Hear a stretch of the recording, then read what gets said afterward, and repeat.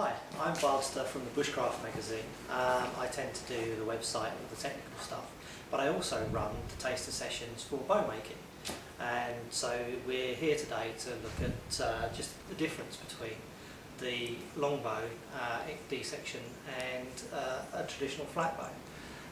If we look back into prehistory, we find evidence of both types very, very close together. There's this one here that I have is a replica based on the Mere Heath, which was found in the Somerset Levels, and it's dated to about 2500 BC. As you can see, it's a very flat bow, pyramided section with like a keel down the middle. But what's interesting is also found within 100 miles of that find, we find a D-section, traditional D-section longbow, which is dated to within about 100 years, and that one's called the Ashcott Heath. So our ancestors were making both types of bows at pretty much the same time. So what, may you ask, is the difference between them? Well, from the things that I've been experimenting with and playing with, there isn't really that much. It's all about the wood. If you have a really nice piece of wood like yew, which has the natural emanations, so you've got the heartwood and the sapwood, which you can get away with having a deep, what we call a deep stack bow, so, because the wood will support it. But if you've got a piece of wood that isn't quite so good, then a good bowyer spreads the load. So you spread the load sideways and not as deep. So when you have something that won't support that compression, then you make it wider.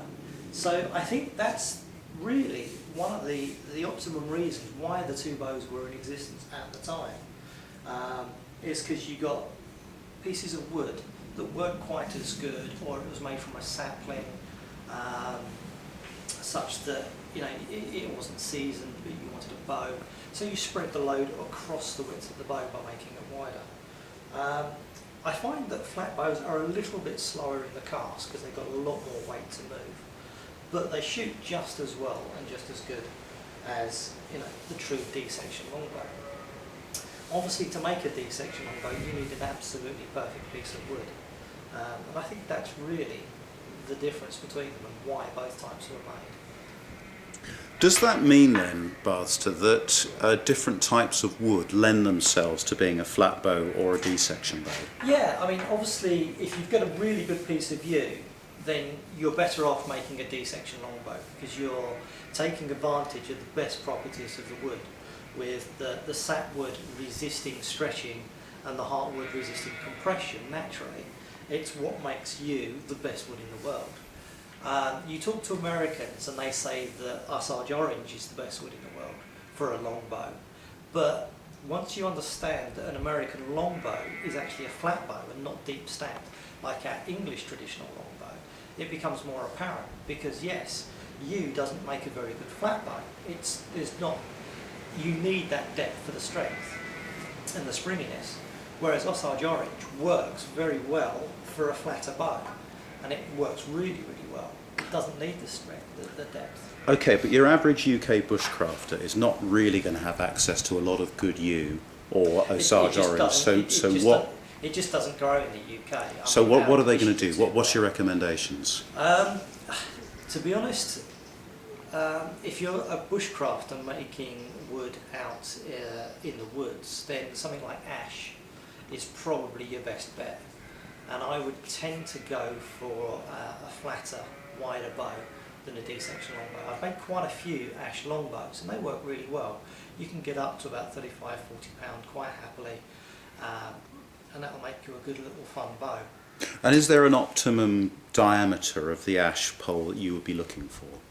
I would look for something around the 6 to 8 inches, and then I would split that in half and then split that down to a quarter. And you'd use that natural shape of the quarter to give you the shape, the D-section of your longbow, and you run with the grain all the time. So in effect, you'd potentially get 4 bows out of one? Potentially, but because of the way wood grows, you often get branches growing out of one side, not the other. You get twists, you get circles. It's very rare that you would actually get 4 bows out of one piece of wood. It's usually 1 or 2. I mean, you don't know until you split it. Okay, that's great.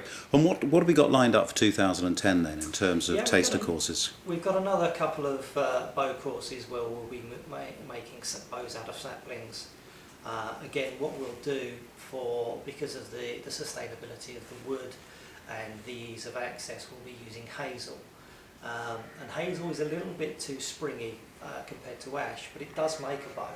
But because of the springiness, we will be making flat bows rather than D-section longbows. The trouble with hazel is that when you make a D-section longbow and you bend it, you get what are called chrysals, compression fractures, because it can't stand that compression as well as something like you can. Whereas if you spread the load across the width, it's a lot better at that type of thing. Okay, there's one thing I'd like to explain to me, please. You said that the flatbow was slower in the cast. Yeah. Could you explain what that means, please? The cast is basically the speed at which the limbs come forward. If you think about it, when you draw the bow, it's under tension, and as soon as you release the string, they flick forward, and that is called the cast. It's how it casts the arrow. So it's how much energy is put into the arrow rather than spent on bringing the limbs forward. A bit like casting on a fishing rod then? Yes, exactly, yeah. The optimum cast would be every single piece of stored energy in the bow goes into the arrow and launches that arrow forward. Obviously, you're never going to get 100%. So it's all about the efficiency of the wood. That's fantastic. Thank you very much, Buster.